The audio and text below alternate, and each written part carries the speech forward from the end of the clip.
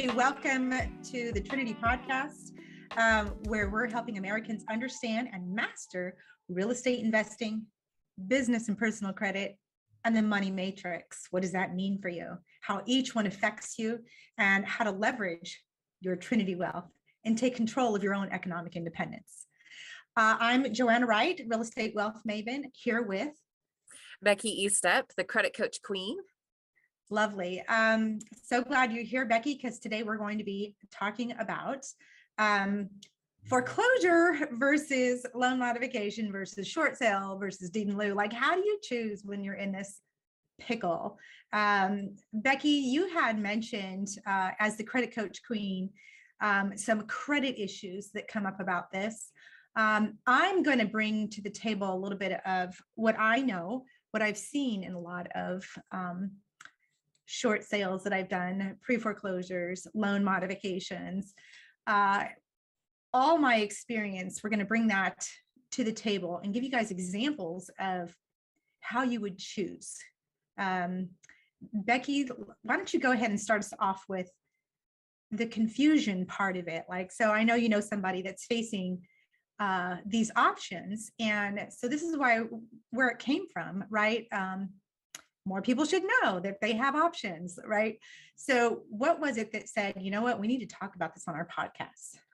Oh my goodness. Okay. So I absolutely know in 2008, everybody had all kinds of issues when it came to mortgages, and there was all this stuff out there, and there was a lot of people that took advantage of that situation. And there's just so much bad stuff that came out of, people not being able to pay for their mortgages and getting overextended. And so it's like, man, there's people suffering out there right now. There's people that had to put their payments on forbearance for 6 months, and they're like, okay, now what? What do we do now? And so when this first got brought to my attention and I started reading some of the terms on those, I got really nervous, because even the forbearance thing, they talk about like, hey, yeah, you don't make your payment for 6 months, but now we're on the other side. You got to make your payments now. And now all your payments are due. Like they're like, some of them are adding into the back and some of them are doing different things. And I know there's going to be some huge companies that come out that defraud people. And so I felt like it was really important for us to like speak the truth about how all this stuff kind of works, so you don't have to feel scared about it, because knowledge is power.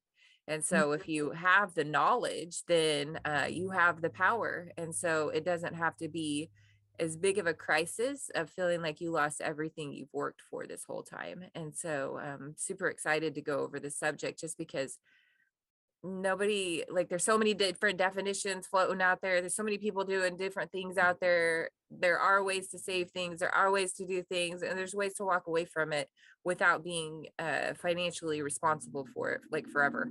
And I feel like this is the biggest mistake of your life, and you're never going to get through it. And so just defining what that looks like when you're in the middle of a mess is really my job whenever I help people with credit stuff. And so here we go.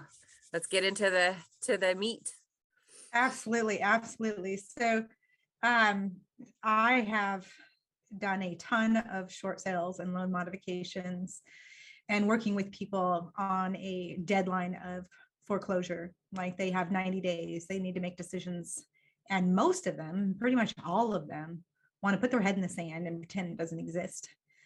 And I get it, because I do that when I get overwhelmed on something. I used to do it like all the time. And then the more I got educated, the less I did that. I just said, oh, we're just going to do boop, boop, boop. This is how we're going to handle it. And so it wasn't until I saw the pattern of doing so many short sales and helping people with loan modification, that I realized it's all the bank's fault. We already know that, right? It's all the bank's fault. And you're trying to do it on your own. And they say they never received the paperwork. You sent 28 pages. It cost you, $20 just to send a fax, because they won't take it through email. And like, there's this level of frustration that just goes, I'm just going to go put my hand in the sand. And I get it. I totally get it. So clarity will help you. And hopefully today we bring just a little clarity that brings some questions that you can type in the chat, because we're not going to be able to reach everyone's scenario today, but we can reach a generic scenario and different ways that you can exit out of your crisis. Okay. So first things first is basically, what is foreclosure? Let's just start with the definitions here. Pre-foreclosure, you're not able to make your mortgage, and typically not every state, so check your state regulations, it's about 90 days. If you haven't made 3 payments, then they're going to send you a foreclosure notice. I know it's less in Texas and it's more in other states, so around 90 days is the average. And then you have an option of, in the paperwork, it says you can do a loan modification, do a short sale, or do a deed in lieu of foreclosure. So how do you choose what option is going to work best for you? So nobody is the same. We all are different, and we all have different circumstances that are happening in our lives that make this decision work. What happens for one person doesn't necessarily work for another person. And so this is where a lot of people, they'll follow what we call the Joneses. They did this, so I'm going to do that. They did this, so I'm going to do that. It's maybe not your best answer, right? And we do that because, well, heck, it beats me trying to figure out how to do it on my own. I'll just follow what Bob did down the street, right? And I get it. Again, to each, when I first started in the mortgage industry, like forever and a year ago, I said, everyone's like a fingerprint. No 2 loans are the same.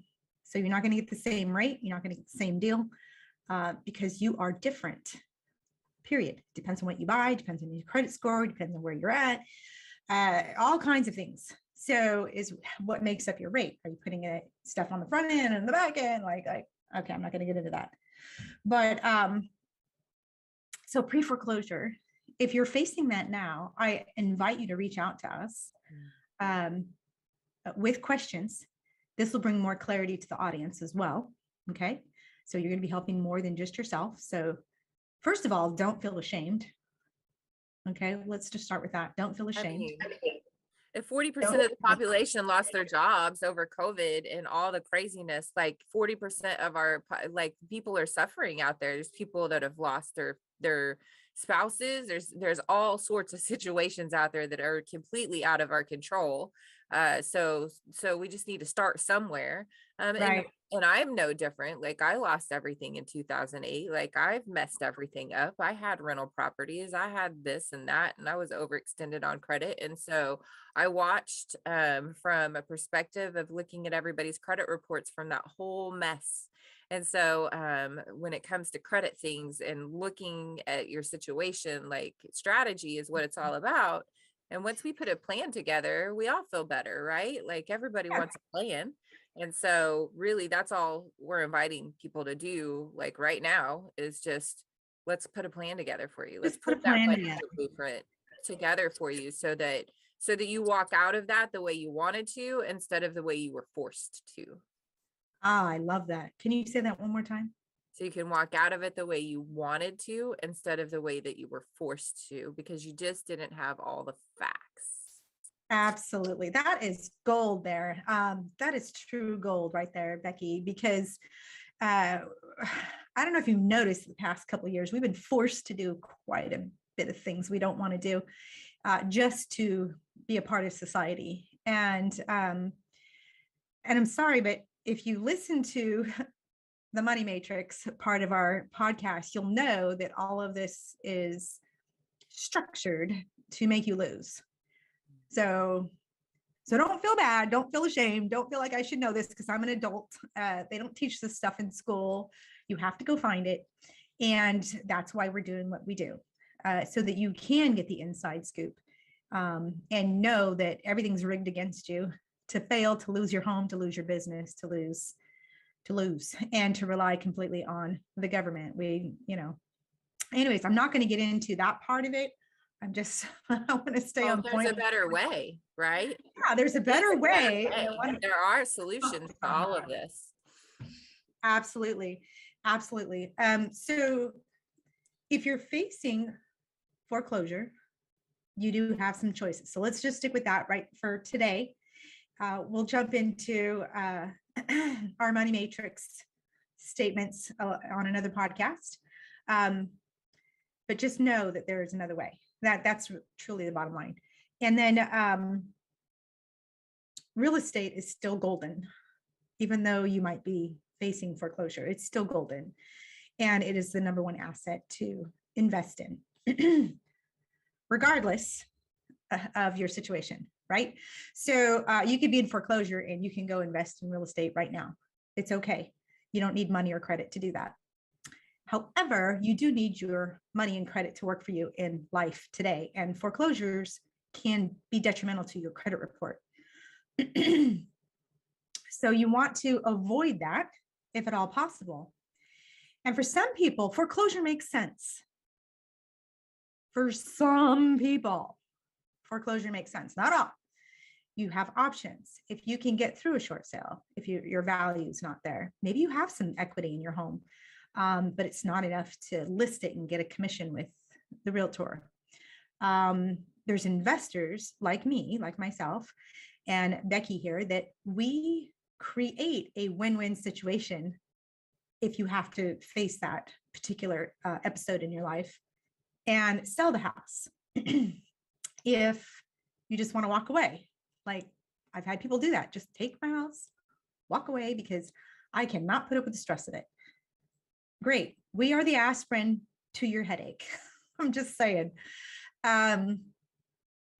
You can even diligently, I would say this would be the last resource. So the first part is you might want to foreclose on your property. And the last resource is you might want to just hand over the deed in lieu. So right? let's just back up 2 seconds and let's break down like what is a loan modification. And like, I mean, I know, but I love the way Joanna thinks, because she's been doing this for 20 years. And so I want to know, with your experience, what define loan modification, and define what you think about a loan modification, how it works, how people get it to go through. Because I keep hearing, I hear stuff like, oh, that doesn't work, and I lost my house. And so what do you first define, and then tell me what you think? Absolutely. Absolutely. So I was stating, you can foreclose, you can send a deed in lieu to the bank. Not everyone's set up that way, right? So that's why my point is like, what is a deed? Here's the back. Here's the back option. Yeah. Let's go in the middle here, where you have a loan modification or short sale option, right? The deed in lieu is, you have your deed that you got to got the house when you purchased it. You have the deed to the house, and now you're going to hand it to the bank because you don't want to get a foreclosure on your record, right? So a deed in lieu, basically it's the same thing. You're being foreclosed on, but they're not having to file a foreclosure on you. You're handing a deed over to the bank to just take it back. Okay. Foreclosure is you're going to go through the process, go through the courts, go through the system, and have a foreclosure on your record. And so if you have both of them are on your record, right? However, this one looks better than foreclosed in the credit world. Let's be specific because we're audio. The deed in lieu looks better than the foreclosure on your credit report. Why? Well, because you were responsible and managed the situation. That's all credit is managing your issues, right? How well do you manage it? Even though it's still not good, it's better than being foreclosed. Foreclosed means you're not even taking responsibility. And kind of like a repossession, but if I was to add like one little piece that I think would clear it just a little bit more. If you do a deed in lieu of foreclosure, then you're giving the house back and they're saying, hey, you don't owe us any money. Right. If you get a foreclosure, if you go through the whole process of foreclosure, the bank comes and takes the house back. And then once they sell that house, you owe the difference of whatever they sold it for versus what you owed on it.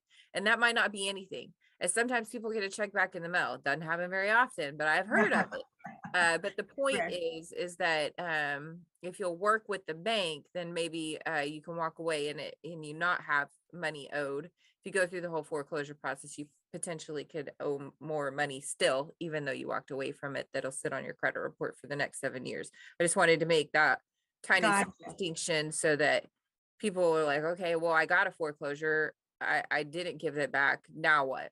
Right? Like, what's the next step? But we'll put that, pin that, because we're doing short sell Options. and loan modifications. Yep, there's two other options there. Yep. A loan modification can happen in a couple of different ways. So depending on your bank is how it's all going to work out. Loan modification is not a definition for every single bank out there. They all have their own definition of a loan modification. So check with your bank and see what that is. This is why a main reason why I say not every option fits you. Just because Bob did a loan modification down the street doesn't mean it's going to work for you, because each bank is different, and your situation is different. Your loan is different.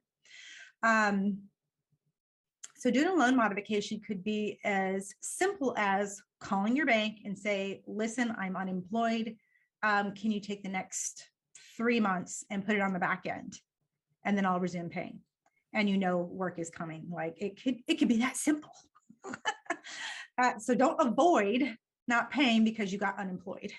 Call them up, work something out as best you can, especially if you know if it's temporary and you're going to get back to work. That's the simple part of it. The hard part of it is most banks won't do that. So there are, I mean, I know banks that do that. I can't name them specifically, so don't ask me for a list, but I just know that banks will do that. Okay. I have clients of mine that have done that.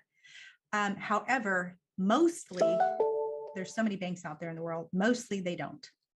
And so you have to apply for a loan modification. And there's this whole stack of paperwork you have to get that they mail out to you. And how you get it back is you mail it back to them once you fill it all out. It's a lot of information, and or fax it to their, because there's a timeline that you have to get it back to them. And you're instructed to not make a payment while you're in this process. Meanwhile, foreclosure is coming closer and closer and closer to you. And they're saying they didn't receive your paperwork, and it's super frustrating. And I highly don't recommend loan modification. It rarely works. Does it work? Yes, but it rarely works. Leaves you super frustrated, especially if you're trying to do it yourself. They know you're not a professional. They put you through the ringer, and here you are now foreclosed on your property when you've been trying for the last 3 or 6 months even trying to get this done. And they're like, well, sorry, you suck. We're foreclosing on you. I've seen that more times than not. I think people are a little bit delusional about this, don't you? Like, they're like, well, I've been sending in the paperwork. How dare they take the house? But you didn't make a payment for 6 months. If you were the bank and you weren't getting money on an asset that you lent money on, well, what would you do? Like, you ain't paid me in 6 months. Give me my money. You know what I mean? And so I think that some people just have this thought that, like, I'm just doing what they told me to do. I'm turning in all the paperwork and it's just gonna all work out. And it's like, but you didn't make a payment at this point with the people and COVID and all that stuff. There's some people that haven't made a payment in 2 years, and they've just put the process on hold, but they're still coming. They're still going to come and take that asset back. You don't know what day it's going to be. And living under that stress, again, without a plan, it doesn't feel good every day. Like, let's just be real. Like, it doesn't feel good every day. And so it makes it even that much harder. It's like it's like trying to walk through cement and it feels like it's drying. And so that's why we're so insistent about, hey, if you are in the middle of some kind of mess like this, call us, because we've been through some of these messes. And so, man, can we ever help you walk through this so that you don't have to feel that way every day? Yeah, or just type me or info in the comments in the Yeah. chat, and we'll pick that up and reach out to you. But don't think you're going to do it on your own. Period. Even if you don't use us or call us, we don't care who you go to. What we're stressing here is that you get a professional to help you, and we're happy to jump on the line with you. We have decades of experience to guide you. So why not? Really? Why not? It's free. Jump on a call. Anyway, so that was loan modification in the nastiness of it. And the easiest of it is rare, and the whole process is pretty nasty. And the end result of a loan modification typically never works out. That's the story. I'm gonna interrupt you just for 2 seconds before we move to the next subject. So finish your thought, and then I want to say I was something. about to jump to short sale. Okay, so I want to add this caveat. I have a friend that I'm helping with short sales and foreclosure stuff, and they actually got this from their bank. And this is the one thing about loan modifications that was super frustrating in 2008 to me, is that there was companies that popped up that would say they would help with people's loan modifications, and they would say, hey, you're going to have to make these payments to us for 3 months. And then, and then we'll work on doing your loan modification and we'll get that pushed through. And so what happened is these companies were illegal. They were scams, and they were just taking those payments every month. And meanwhile, the person was making payments that they thought on their mortgage. Now they're 90 days behind, their credit's in arrears, they cannot do anything, they can't afford to pay those 3 monthly, they couldn't afford to pay their payments anyway, as they were coming up with these extra payments. And so I really liked that they actually put this on the credit on their paperwork that they sent to them, but it was like how to spot a scam. And beware of a company or a person who asks for a fee in advance to work with your lender to modify, refinance, or reinstate your mortgage. Guarantees they can stop a foreclosure or get your loan modified.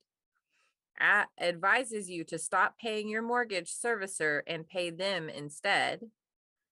Pressures you to sign over the deed to your home or sign any paperwork that you haven't had a chance to read and you don't fully understand.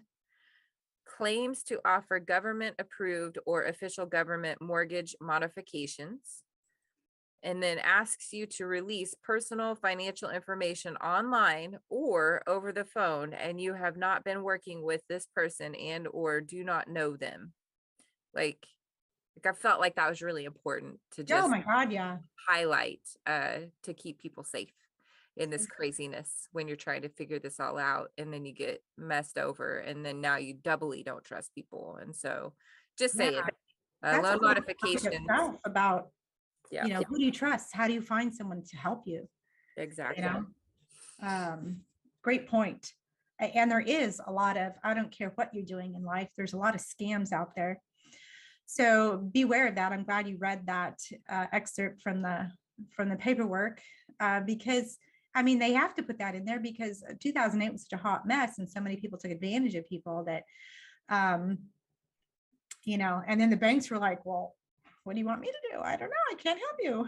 Even the title company, if you've closed on a house recently, is they've got a whole disclosure at the bottom of their email saying, don't wire any money, through the email. Don't do, like so many things happening out there. Mm-hmm. So please make sure you're talking to the right person. You have the right data. You have a professional in your corner by your side that can guide you through it. Okay. And again, that's why we invite you to a call, so we can guide you in that aspect. Okay. Mm-hmm. So type me in the comments or info, and we're happy to reach out to you. With that, I'll segue into short sales. Like, why would you want to do a short sale?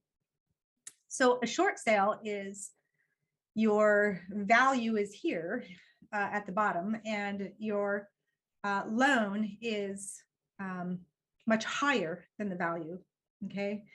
And you're wondering, like, how are you going to, I have no equity in my home. How am I going to get out of this mess? Now, with the boom of real estate, a lot of people surfed out of that wave so that they have some equity in their home now. And but short sale may still be someone out there that's wondering, should I short sell my home? Call a realtor that can list it and do a short sale. Do not try and do that on your own. I'm telling you, it's worse than a loan modification. Let a professional, a realtor, do it. And believe you me, when a realtor calls the bank, it's a different conversation than if the homeowner calls the bank. Okay, so I can give you a list of questions to ask, but they're still not going to have the same conversation with you that they would have with a professional. I'm just saying, it's just how it is. I can't help what the banks do. So make sure you're working with a professional on that. A realtor that specializes in short sales. You might want to ask them about that. If it's their first one, you know, it depends. There's going to be some other factors there. I don't want to take away new business from anybody, but everyone has to learn something.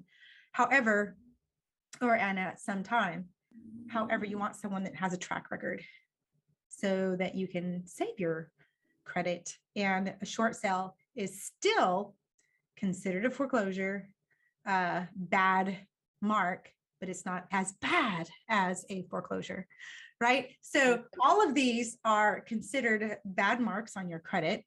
Foreclosure, a deed in lieu, a bankruptcy, a short sale. They're all considered bad, but there's different levels of bad, right? And it's just, it's our option and what we get to do. It's our option and what we get to do to save our rears. Like, how much do you want to save it? Do you want to save it by 2 years, by 7 years, by 10 years, by where do you want the level of save to happen? What are you comfortable with? What can you actually get? We all want a clear record, but we're in a pickle. We're just going to have to accept that we're going to have a mark. How bad do we want the mark to be? Right. Yeah. And I'd say that, like, everybody says short sell all the time, but like defining that just a little bit further, I'd say that just is like, if you, so say you have a property, it's worth $100,000, and then you quit making the payments. You had a little bit of equity in there, but once you start making the payments, they start charging like double or triple the interest or some ungodly amount of fees by not making it. And they make the fees so high that at the end of the day, now they say you owe $110,000, and like, you can't even sell it for that because it's only worth 100, right? And so, but you find somebody that's willing to purchase it for 80. And so that's what they mean by short sale. Like, if you're shorting the amount of money that the house is actually worth so that the bank lets you out of it, but then you don't owe that difference. You don't owe that $20,000. And so, like she said, they're extremely hard to do because the bank doesn't want to lose money either. And so that's why you need somebody on your side negotiating that knows the language and knows how to speak to somebody. So that was a really good point. And I'm so happy that you talked about that. It's awesome. Absolutely. Absolutely. And again, that's why we're offering a little session here that you can jump on a call if you're facing any of those particular items: foreclosure, deed in lieu, short sale, or loan modification. Any of those factors, we'd love to, put our brains together for you and give you a plan. And if not, Joanna's the mad scientist that comes up with solutions for all these kinds of things. And so that's her jam. That's my jam. That stuff out. So yay. Absolutely. So hopefully this was helpful for you guys. In closing, I just want to, help you guys to know that there is another way. There's always another way. I'm always making something happen. I just keep going until I make something happen. Right. So if you're facing any kind of real estate drama, go ahead and drop us a line, and we're happy to help you with a plan and make something happen. Cool. Hey. Have a great day. Thanks for joining in our Trinity podcast. We'll talk soon. Bye.